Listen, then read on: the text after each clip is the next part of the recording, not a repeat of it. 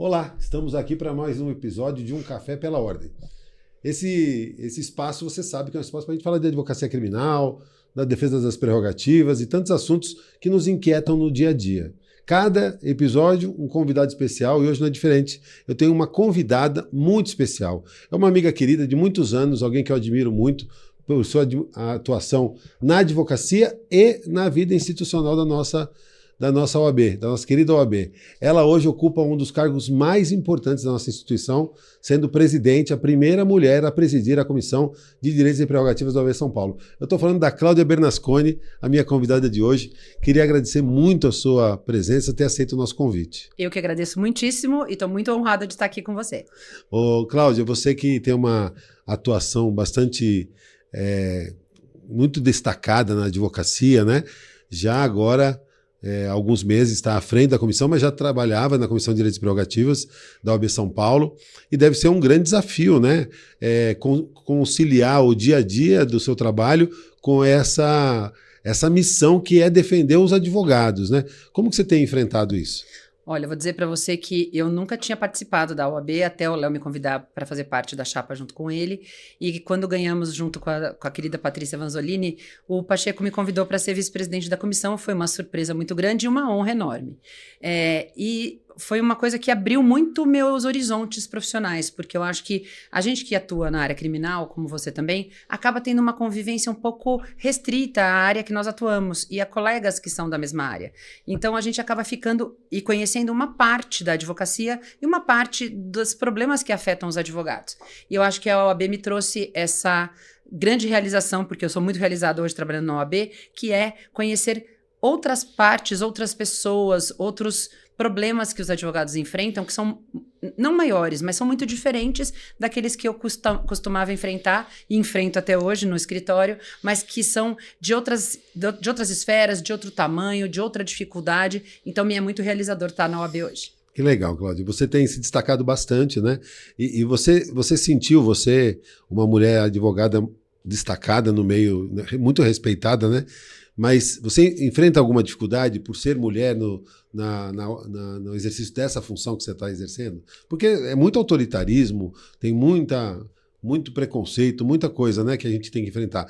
E para você, tem sido especialmente um desafiador isso aí?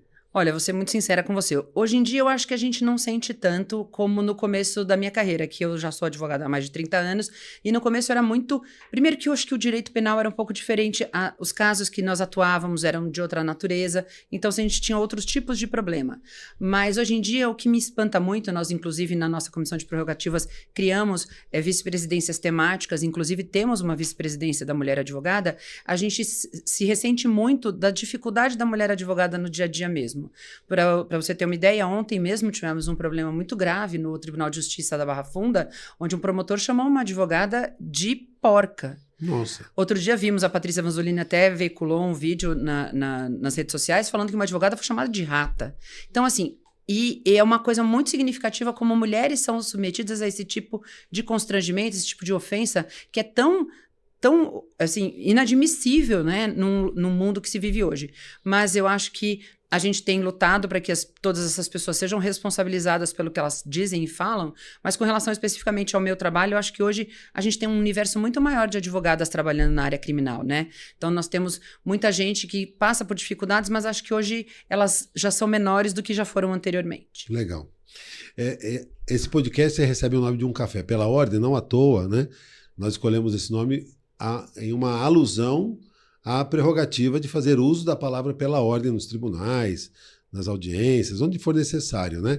E essa confesso que é a minha prerrogativa preferida. Você tem alguma prerrogativa, assim, que você fala, essa é muito importante, essa eu já usei, ou essa eu gosto, acho ela imprescindível? Eu acho que você poder ingressar nos lugares livremente é uma prerrogativa muito importante. Primeiro porque as pessoas não costumam entender isso como uma prerrogativa, um direito do advogado. Elas se sentem achando como se elas fossem donas daquele espaço e que o advogado seria um intruso naquele lugar. Então, acho que você ter o direito de ingressar livremente nos lugares é uma coisa muito importante. E eu sempre digo que no final do dia, todas as nossas prerrogativas levam a você ter o direito de exercer livremente sua profissão. Então, todas elas fazem parte disso. Então, você poder ingressar livremente em algum lugar, você ter o direito de usar a palavra pela ordem no momento que entender adequado. Então, eu acho que, claro, no final do dia, a que contempla todas as demais é você poder exercer livremente sua profissão. Você mencionou que advoga há mais de 30 anos. Não sei como você consegue, né? Essa cara de menina, Muito obrigada. há mais de 30 anos. Mas, de qualquer forma, você certamente já se deparou com muitas violações de prerrogativas ao longo da sua carreira. Você acha que a gente está avançando nessa temática? Ou seja, as prerrogativas elas estão sendo mais ou menos respeitadas? Você consegue ter uma avaliação assim? Eu vou ser muito, muito franca com você. Eu não tinha essa proximidade de violações de prerrogativas como eu tenho desde que eu comecei a trabalhar na comissão de prerrogativas. Mas eu sinto hoje, eu estou no 4º ano que eu estou na comissão, né? Os 3 anos da presidência do Luiz Fernando Pacheco e agora na minha presidência. Eu tenho a sensação de que as coisas estão piores, não estão melhores. Eu acho que aconteceram algumas coisas que deixaram as coisas mais às claras. Primeiro que você tendo julgamentos virtuais, gravados, audiências gravadas, você acaba tendo mais contato com o dia a dia das dificuldades dos advogados. Então, antes da pandemia, quando você só tinha audiência presencial, muitas vezes um advogado relatava um problema que enfrentou, mas não tinha ali como comprovar ou demonstrar claramente. Com as gravações, com as audiências gravadas, você tem não só a possibilidade, como você demonstra mesmo que aquilo se passou daquela forma. Então, eu acho que ficou mais claro, mais nítido e mais nítida a dificuldade que os advogados enfrentam muitas vezes com o Ministério Público, com juízes, e isso eu acho que ficou mais aflorado. Mas acho que este é um caminho para a gente conseguir que, com tudo isso tão exposto, que a gente tenha uma melhora e um reconhecimento maior de que prerrogativa não é privilégio. Prerrogativa é a forma que o advogado tem de garantir o direito dos seus clientes. Então, eu acho que, estando tão exposto, acho que as pessoas começam a se perceber que, realmente, nossa, que absurdo que o juiz falou aquilo, que absurdo que aconteceu aquele episódio numa audiência. Então, acho que agora, neste momento, a gente tem um momento muito rico para que a gente consiga demonstrar que as prerrogativas têm que ser respeitadas, porque no fim do dia, quem não está sendo respeitado é o cliente que está lá sendo defendido pelo profissional. Muito legal. Nessa temporada do nosso podcast, a gente montou alguns blocos, né? E os blocos são para ajudar a gente a bater um papo aqui. Eu quero conhecer mais da advogada Cláudia Bernasconi. Então, eu vou começar com o nosso primeiro bloco. A gente vai começar com o nosso Café com História. Cláudia, a proposta aqui é que você conte alguma passagem que vem à sua mente, que foi marcante na sua carreira, que te trouxe algum ensinamento, algo que você possa compartilhar, porque boa parte do nosso público são pessoas que estão começando na advocacia criminal, querem saber os desafios. Eu tenho certeza que muitas mulheres aqui estão ansiosas para saber de você alguma história que te marcou. Bom, vou te contar que a história que mais me marcou e que não poderia ser diferente, eu fui advogada da Suzane Richthofen, logo no começo, no momento em que os pais dela faleceram. Eu advoguei para ela durante 6 meses e foi um período muito rico de aprendizado para mim, porque foi muito difícil, porque era uma exposição pública muito grande, a mídia era absolutamente alucinada por esse assunto. Eles queriam que de qualquer forma ela desse uma entrevista e eu achava que talvez não fosse muito adequado, tanto que enquanto eu fui advogada dela, ela não deu nenhuma entrevista. Eram muitos, não incidentes, mas eram muitas demandas para que eu pudesse atendê-la. Eu ia visitá-la todo dia no presídio, porque eu temia pela segurança dela onde ela estava. Todo mundo temia pela segurança dela, então muitas vezes ela ficava em alguns lugares mais protegida e tal, mas foi um período muito rico e muito intenso na minha vida, então por isso foi muito bom e eu aprendi muito. E naquela época eu tive a sorte de que o promotor que atuava nesse caso era o Dr. Tardelli, que eu conheci por ocasião do caso da Suzane, que sempre foi uma pessoa, sim, maravilhosa, tanto comigo, quanto com o processo, quanto a acusação. A gente sempre teve um relacionamento excelente, que tenho com ele até hoje. Então foi uma coisa muito intensa, muito rica e que me ensinou muito. Legal. Pegar um caso de tamanha repercussão, né, já faz tempo, né? Você advoga há 30 anos, né? Isso foi, que ano? Foi logo no começo da sua carreira, né? Não, eu me formei em 93. Tá. O caso da Suzane, se não me engano, foi em 2001 ou 2002. Tá, você tinha quase 10 anos de formada, isso. Tá. E como que foi isso? Imagino você, a relação com a imprensa, porque a mídia hoje a gente tem a gente fala lá do IDDD, mídia opressora, tem a questão da importância da gente saber lidar com isso, né?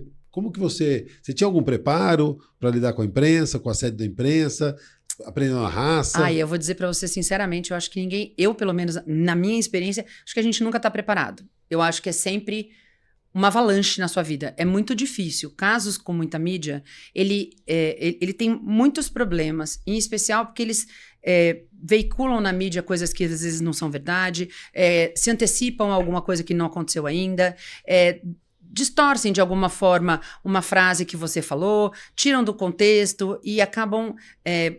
hoje em dia se chama lacrar, né? Mas antigamente não tinha essa palavra, Sim. claro, mas acabam te expondo muito, você fica muito exposto como advogado. E aí vem sempre aquela pergunta, né? Como é que você pode advogar para essa pessoa que é acusada de ter feito isso, isso, isso?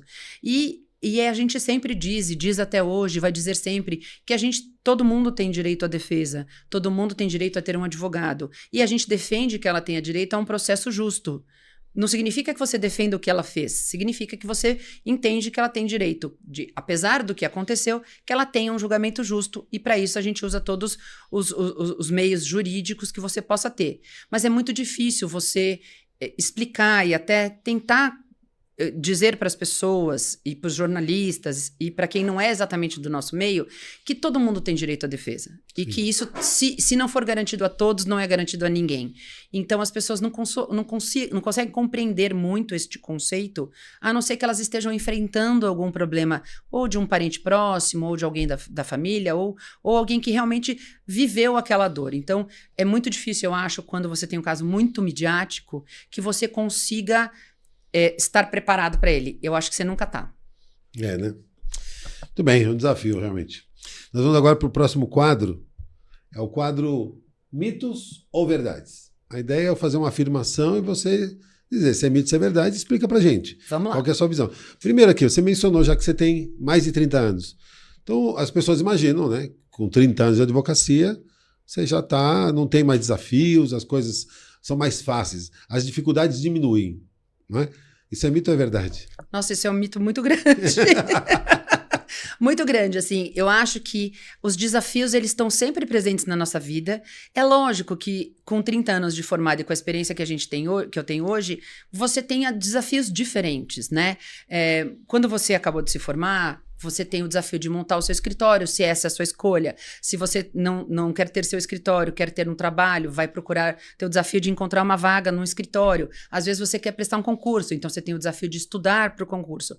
Eu acho que no momento da minha carreira que eu tenho hoje, eu acho que é um desafio porque os problemas que chegam para nós são problemas normalmente muito mais complexos do que do que aqueles que surgiam quando eu era recém-formada. Por quê? Porque, obviamente, o tipo de cliente que vai te procurar é um cliente, às vezes, com um perfil diferente do que aquele que você atende logo que você sai da faculdade. Mas eu acho que o desafio, ele é diário. Eu acho que eu gosto muito do que eu faço, eu não teria feito outra coisa da minha vida, eu não teria escolhido outra área do direito. Então é uma coisa que me emociona sempre quando você consegue arquivar um inquérito que era muito difícil, quando você consegue absolver um cliente, quando você consegue uma liminar de um cliente que você impetrou um habeas corpus. Então acho que isso é sempre uma coisa muito importante. E tem uma coisa que eu falo para todas as pessoas que não são da nossa área.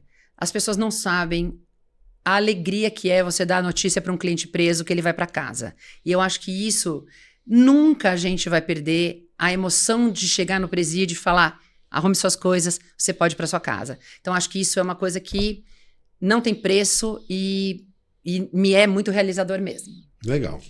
Tem uma outra frase, uma outra crença que a gente ouve bastante, que nos processos hoje, as decisões judiciais elas já são tomadas antes de começar a audiência, antes da instrução, o juiz já está com a sua convicção formada. Você acha que isso é mito ou é verdade? Eu acho que depende de alguns fatores. Eu acho que depende do tipo de crime, depende do tipo de cliente. Eu acho que isso não é uma verdade absoluta.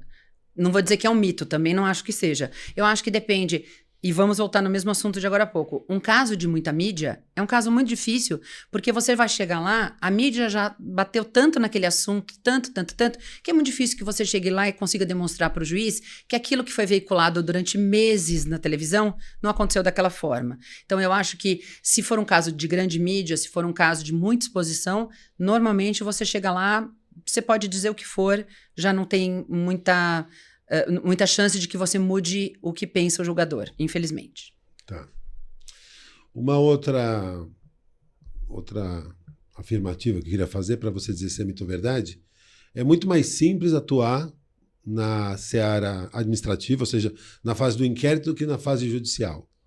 Você acha? Isso eu é acho, verdade? acho mito e acho que hoje a gente tem uma dificuldade muito grande. Eu trabalho no escritório hoje que atua mais com direito penal econômico e com pessoas jurídicas. A gente atua muito em casos de fraudes. E a gente tem muitos inquéritos que nós pedimos a instauração para investigar as fraudes das quais nossos clientes são vítimas. E a gente tem tido muita dificuldade, porque a polícia, pelo menos em São Paulo, tem tido uma diminuição severa de funcionários, de escrivães de polícia, de investigadores. Então, os inquéritos têm demorado muito tempo, porque não há realmente material humano para cuidar de tantos inquéritos que temos hoje na polícia, o que é compreensível, porque realmente está difícil de que você tenha delegacias com o pessoal completo trabalhando todo dia. Então, hoje, você ter um inquérito em que o seu cliente é a vítima e que tem necessidade de que ele ande com alguma celeridade é muito difícil. De outro lado, no processo hoje, às vezes é um pouquinho mais fácil, porque o processo é eletrônico, o inquérito também é, mas há uma falta intensa de pessoal. Mas o processo eletrônico, ele já tem um trâmite um pouco mais rápido, as audiências virtuais facilitaram muito. Então, acho que hoje eu diria para você que eu sinto mais dificuldade na polícia do que na justiça. Legal. Para quem está começando, né? Muitos falam assim, é praticamente impossível hoje, dado o grande volume de advogados que tem, praticamente impossível você começar na advocacia, vamos falar na advocacia criminal, se você não tiver um padrinho, se você não tiver alguém para te botar debaixo do braço. Você acha que isso é mito ou é verdade? Acho que isso é mito.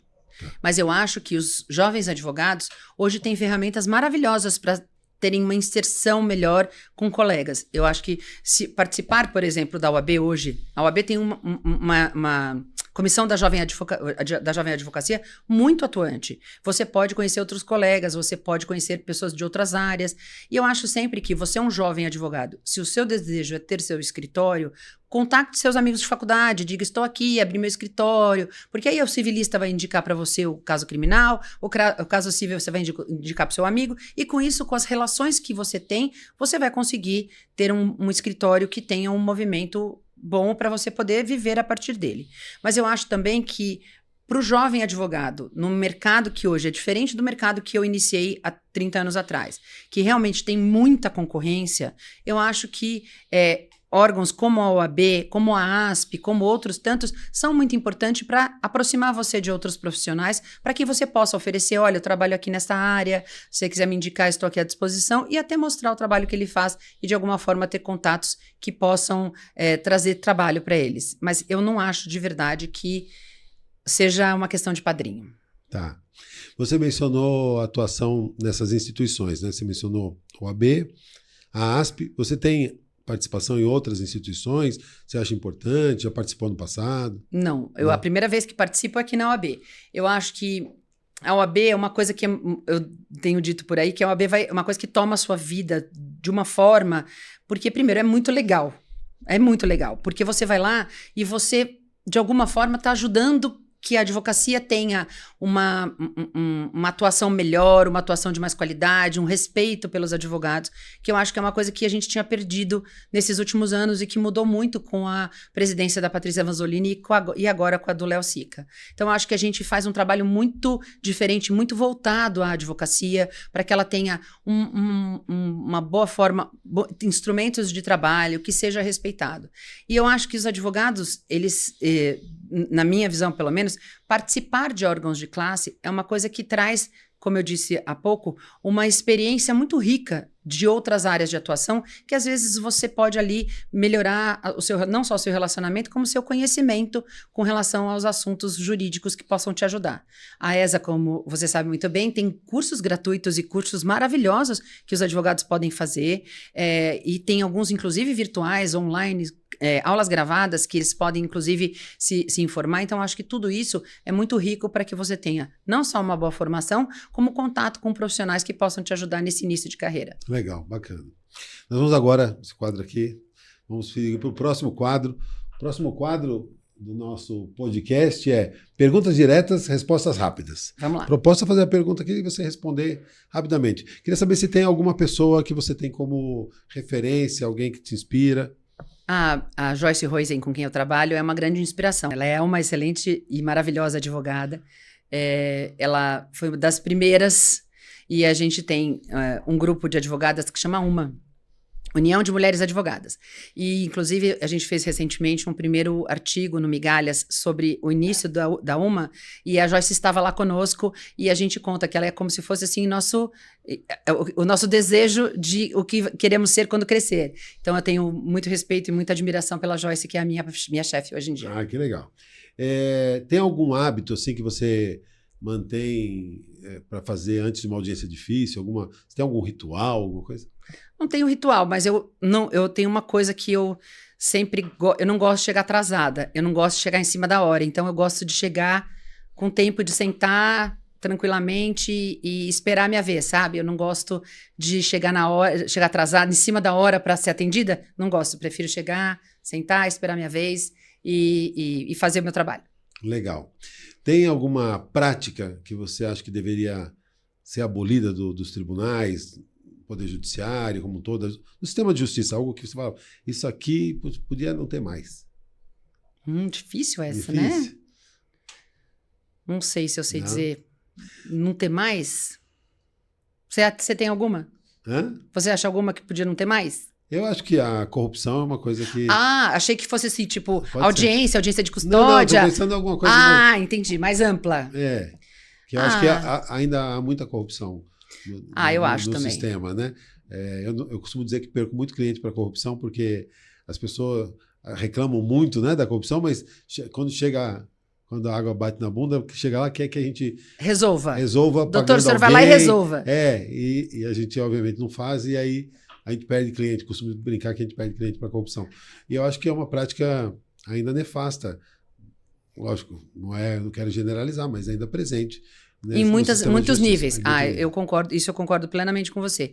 Hoje a gente trabalha, no escritório que eu trabalho, a gente tem um trabalho, a gente faz, todos os funcionários do escritório fazem curso anticorrupção, compliance e tudo mais que a gente precisa, porque a gente atua e advoga para empresas multinacionais muitas vezes, e isso é uma questão muito importante para que a gente tenha uma prática muito correta de trabalho. Mas eu acho que você tem toda a razão. Isso é uma coisa que não só compromete o trabalho da gente, como é muito injusta. Porque, veja bem, no caso de um cliente que tem possibilidades financeiras, ele tem um tipo de atendimento. O cliente que não tem possibilidades financeiras não terá. Então, acho que isso realmente é uma questão muito injusta. Perfeito. Tem algum valor ou algum ditado, alguma coisa que você carrega contigo, alguma prática? Fala assim, isso aqui eu sempre penso...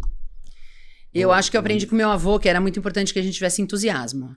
Então, acho que se você tem que ser uma pessoa que tenha uma energia boa com aquilo que você faz.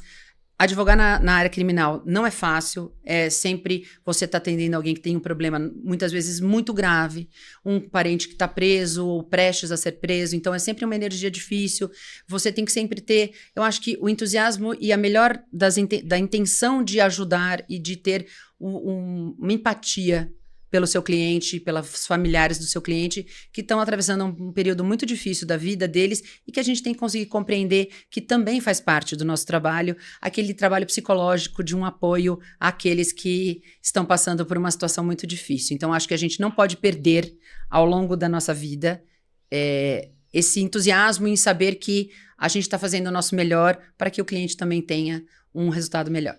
Legal.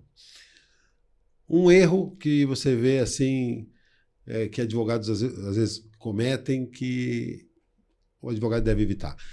Eu gostaria que eles não postassem coisas nas redes sociais e muito menos lives na internet, porque eu acho que isso tem comprometido realmente o trabalho dos advogados que não fazem isso.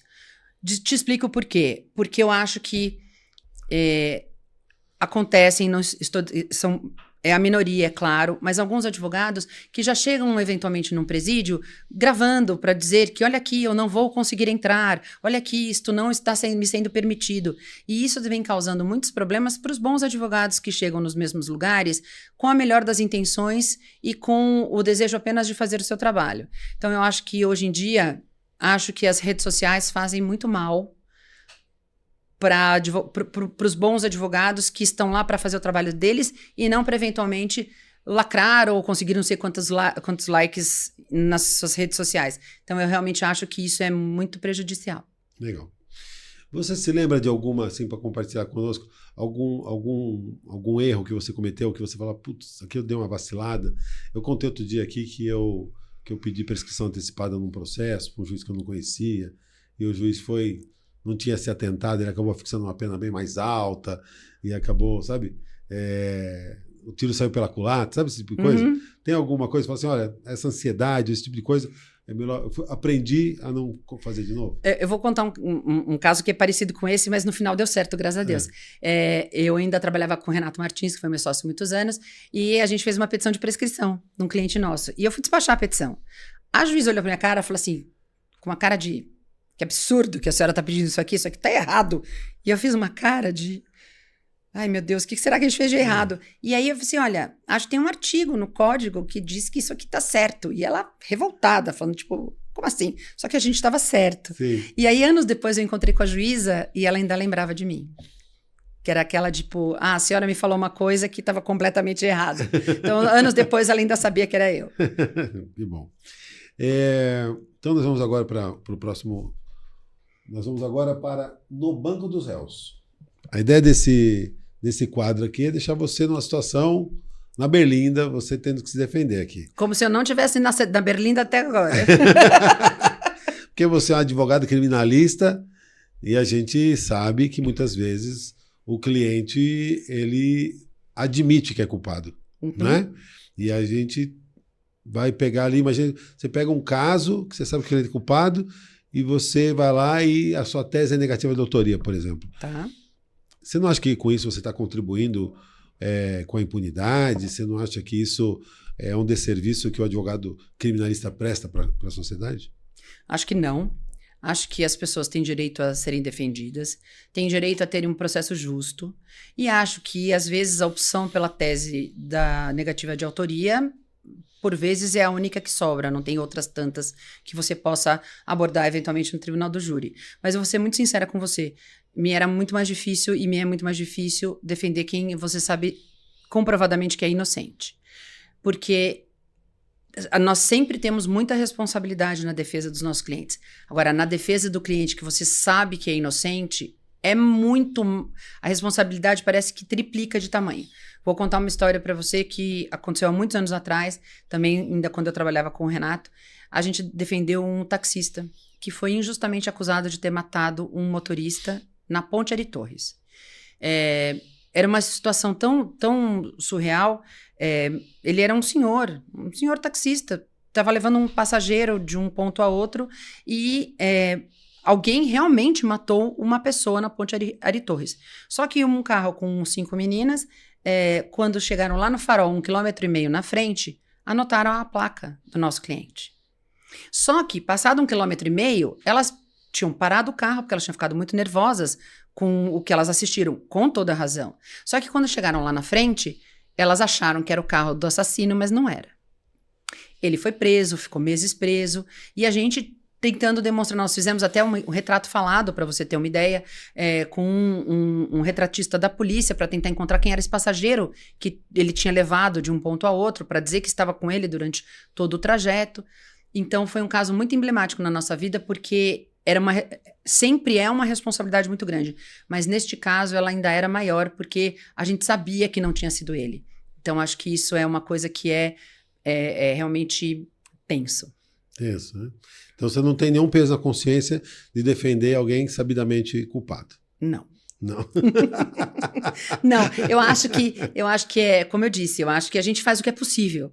É lógico que muitas vezes a gente defende alguém que é culpado e ele vai ser condenado, mas a gente garante que a gente fez o melhor trabalho para que ele tivesse uma pena justa ao final. Então, acho que o que faz parte do trabalho do advogado, o sucesso do trabalho do advogado é garantir que o cliente tenha um julgamento justo. E eu acho que isso, mesmo quando o cliente é condenado, você se sente realizado por ter feito um bom trabalho em nome desse direito de ter uma defesa digna. E você acha importante saber a verdade? O cliente, para você fazer a defesa, você acha que é necessário saber o que de fato aconteceu? É. Eu acho que facilita muito. Por quê? Porque eu falo que a pior coisa que pode acontecer para um advogado é a surpresa. Então, você prepara toda uma tese defensiva, apresenta, sei lá, eventualmente no momento do processo, e aí daqui a pouco vem o Ministério Público e apresenta ali uma conversa de WhatsApp que destrói a sua tese de defesa. Então, eu acho que isso é muito ruim. Então, facilita o trabalho do advogado quando você tem ali a colaboração por parte do cliente te dizendo o que de fato aconteceu. Mas eu não acho que o cliente não te contar seja um impeditivo para você continuar advogando para ele. Perfeito. Eu tinha no início da carreira essa ilusão, né? Acho uma ilusão hoje, né? De que tinha que saber a verdade, que era necessário, fazia parte, né, do advogado criminalista saber o que aconteceu. E depois eu fui mudando essa minha ideia, mas eu sempre faço essa advertência para o cliente. Tem cliente que tem dificuldade, né, de admitir e de falar sobre o que aconteceu, e na realidade o que importa é o que está no processo.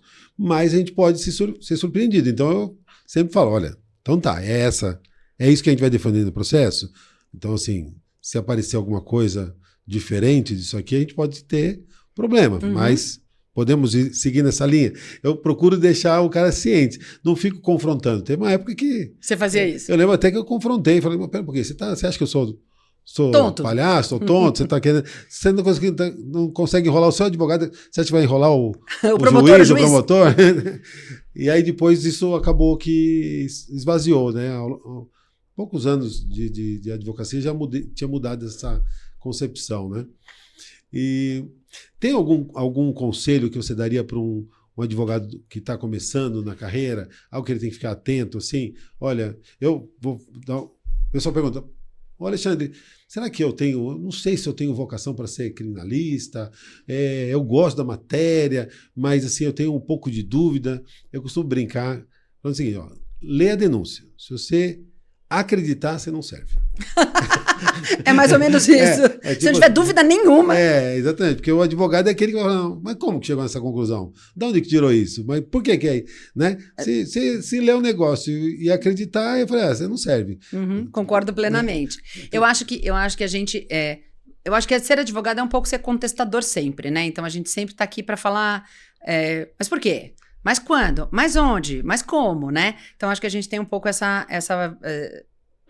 não sei se é uma questão da profissão mesmo, que a gente aprende que isso a gente tem que fazer sempre, até para ser um bom advogado.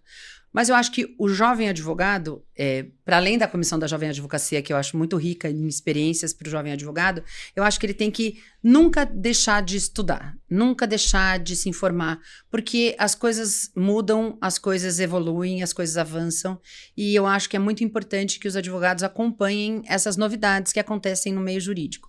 E hoje a gente tem uma facilidade muito grande de muitos cursos online, muito material. Hoje a gente tem... a OAB mesmo disponibiliza várias coisas, a ASP outras tantas, e uma biblioteca inteira digitalizada. O Jus Brasil, hoje em dia, também tem uma disponibilidade muito farta, não só de doutrina, como jurisprudência também. Então, acho que hoje as formas digitais são muito ricas para o jovem advogado se informar. Então, acho que é sempre muito importante que a gente não perca isso de vista e que a gente esteja sempre estudando uma coisa nova. E eu acho que estudar uma coisa nova é sempre muito rico. Até para a vida mesmo. Esse aspecto que você coloca é fundamental. Eu, puxando aqui pela memória, né, os advogados que eu mais admiro hoje, assim, que eu tenho até a alegria de conviver com você, mas eu posso citar o Toron, né, que é um criminalista assim, de mão cheia, a Patrícia Vanzolini, advogados que também são doutrinadores, como o Auri Lopes Júnior, tantos outros, você vai ver que são pessoas que estão o tempo todo curiosas, o tempo todo estão estudando, estão atualizados, trazendo novidades. E não são pessoas que sentaram, né, num dado momento da sua carreira e falaram, já sei tudo. Já sei tudo e agora eu vou só colher os frutos. Não. Quanto mais a pessoa ela tem esse destaque, mais ela busca o conhecimento. Parece que é um ciclo. Enquanto você está alimentando esse ciclo virtuoso, você está vivo, você é útil, você está em evidência, né? Eu acho que perder essa ideia do estudo, né? Essa humildade. Eu também trabalhei com o Toron, que é meu ídolo completo, e eu falo isso, e ele, se você for olhar, ele sempre tem uma tese inovadora, ele sempre faz alguma coisa que traz ali um precedente novo nos tribunais superiores, e é uma advocacia bastante combativa, exatamente por trazer inovações. E depois, veja só, nós vimos ontem e segunda-feira, no caso do processo do golpe, né, quem foi interrogado primeiro? O advogado, o réu delator, por conta de um precedente do Toron, que foi lá discutir que as memoriais, alegações finais do delator tinham que ser apresentadas em primeiro lugar. Foi uma inovação trazida por ele. Por quê? Porque era injusto que todos os réus falassem ao mesmo tempo e o delator, que é a pessoa que está ali para acusar os demais, falasse depois. Então, acho que isso é muito rico mesmo e é muito importante, porque mesmo se a gente for voltar no começo da nossa conversa, a Comissão de Prerrogativas hoje, ela tem questões de prerrogativas que são muito novas e que você não tinha há 20 ou 30 anos atrás. Sim. Hoje a gente enfrenta um problema muito grave da litigância fraudulenta que tem trazido questões novas para os advogados, como a necessidade de procuração com firma reconhecida, que é claramente uma violação de prerrogativa, porque isso não está na lei. A lei garante que a gente não precisa juntar uma procuração com firma reconhecida. Então, isto é uma violação de prerrogativas numa modalidade totalmente nova. Então, se você não está acompanhando as coisas que vão acontecendo no dia a dia, você acaba também não sabendo quais são as novidades que tem aqui, pelo menos no que diz respeito à violação de prerrogativas. Legal. Infelizmente, o tempo vai passando e passa rápido quando o papo está agradável, mas a gente vai caminhando já para o nosso último bloco, né? Que é o nosso momento cultural. É um momento para nós, um momento de ouro, um momento em que o convidado dá uma dica para a gente, seja de um livro, de um filme, de uma série, algo que você viu ao longo da sua carreira, poxa, isso aqui me marcou. Eu acho que quem atua na área criminal teria que ver esse filme, essa série, esse livro. Olha, eu assisti recentemente uma série documental do caso do O.J. Simpson, Sim. Netflix, mas não é aquele filme que foi feito anos atrás. Sim. É uma série, é um documentário mesmo, acho que são 4 ou 6 episódios, que conta exatamente como foi a investigação e o julgamento do caso do O.J. É muito impressionante de assistir o desacerto ali que aconteceu no trabalho policial, sabe? Sim. E a gente tem um mito de que a polícia dos Estados Unidos é muito preparada, é muito sofisticada, com muita tecnologia, e você vê erros primários que aconteceram naquela investigação. Então, realmente é muito interessante para tirar um pouco desse mito que a gente tem sobre a polícia americana ser tão bem preparada. E o meu filme predileto, que também tem um pouco de advocacia criminal, chama O Segredo dos Seus Olhos, que é um filme com Ricardo Darín, que eu adoro, porque é um filme que vai cuidar da investigação de um homicídio que aconteceu. A esposa de um dos personagens é morta, e aí temos ali 25 anos de investigação sobre o que teria acontecido e quem teria matado ela. Nossa. E é muito, muito legal. Eu acho um filme lindo. Recomendo muito. Você acha que esse tipo de, no caso, literatura, essa questão artística até, documentários, isso agrega na formação do advogado? Porque a gente normalmente fica aquela coisa só do livro técnico, só do texto da lei, só o procedimento.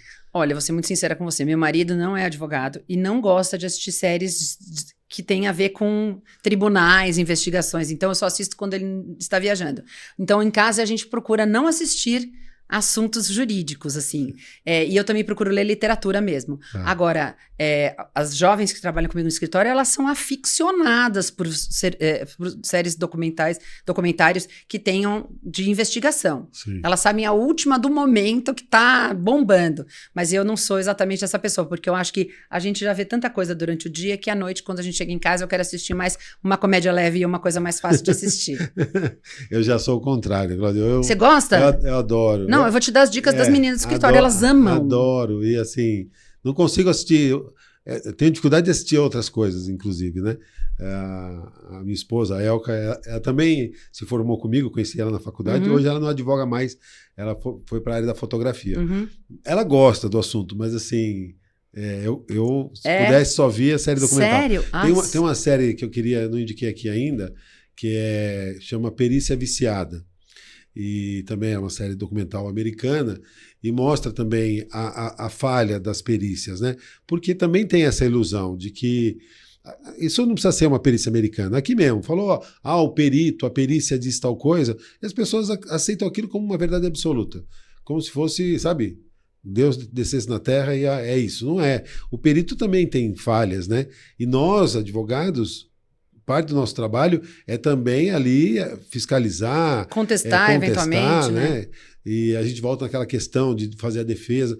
Nosso papel é defender que o processo seja respeitado, que as provas sejam produzidas de forma lícita, correta, né? E que a lei seja aplicada adequadamente. É um trabalho bem desafiador hoje, né? A gente está muito nadando contra a corrente. Você se sente... Como que você interpreta aquelas pessoas que falam assim, é um eterno enxuga-gelo? Você acha isso uma afirmação? Eu acho que eu vou dizer isso de duas formas. Eu acho que sim, porque eu acho que a gente tem uma sensação de que a gente não progrediu e que as mesmas coisas, por exemplo, que aconteceram e que as pessoas fizeram do caso da Suzane que eu cuidei, provavelmente se eu fosse cuidar de um caso de exposição, as pessoas fariam igual, sabe? E dá uma sensação de que a gente está enxugando gelo e que a gente não está progredindo. Mas eu acho que isso tem a ver também com um período muito grande que a gente viveu de desvalorização do advogado.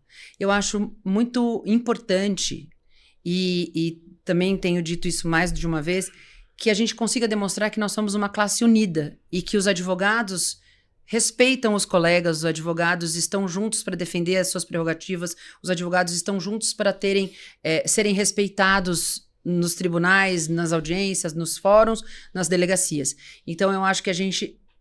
Não sei te dizer, porque aí eu não sei qual é o motivo de a gente ter que as pessoas tenham essa impressão da advocacia. Mas as pessoas acham que a advocacia é uma profissão desunida, de profissionais desonestos, que estão lá só para pegar o dinheiro de alguém e, de preferência, ainda ficar com o dinheiro quando ganhar a causa do cliente, entendeu? Então, acho que a gente tem que conseguir demonstrar e comunicar melhor às pessoas que ser advogado não é isso. Perfeito. Talvez a gente tenha alguns profissionais que sejam assim, mas isto não é o retrato da advocacia. E eu acho que essa nossa gestão da Patrícia e do Léo veio para isso mesmo, para dizer que, olha, nós respeitamos... parte da OAB, e acho que isso eu acredito muito. A OAB respeita muito a advocacia. A OAB respeita muito o advogado. E o advogado se sente respeitado. E acho que isso faz toda a diferença. E também acho que a gente, de alguma forma, tem que dar um pouco da sua energia e da sua atividade para mudar isso. E acho que foi isso que me fez acreditar estar na OAB hoje, que é mudar a realidade das coisas hoje para que os advogados se sintam respeitados, não só pelos colegas, mas também por outras autoridades com quem nós lidamos todos os dias. E eu acho que a gente está fazendo um pouquinho todo dia. Eu li uma coisa hoje de manhã, não sei onde foi que eu li, que não adianta a gente achar que a gente vai mudar o mundo de uma vez. A gente vai mudar uma coisa pequena todo dia. Então, acho que é nisso que eu acredito. Eu acredito que se cada um fizer um pouquinho, a gente vai melhorar. Então, eu não acredito que a gente vai ter uma melhora, de hoje, daqui, talvez até tenha que esperar meus netos para que isso mude, mas que se a gente fizer um pouquinho cada dia, talvez faça a diferença. Com certeza.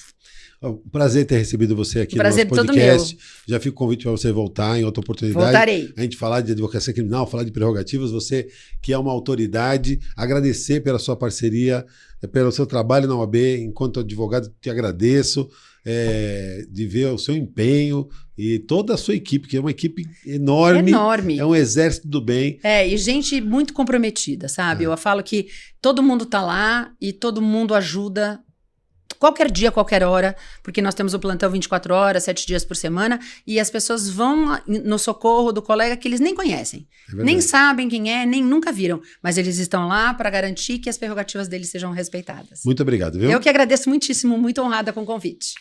Você viu aqui, essa nossa convidada foi brilhante nas suas colocações, certamente inspirou a todos nós para sermos um pouquinho melhores a cada dia no nosso exercício profissional. E nós aqui do Café pela Ordem convidamos você a seguir o nosso podcast nas redes sociais, no nosso canal, compartilhar com seus amigos. E fica aqui o convite para nos encontrarmos no próximo episódio de Um Café pela Ordem.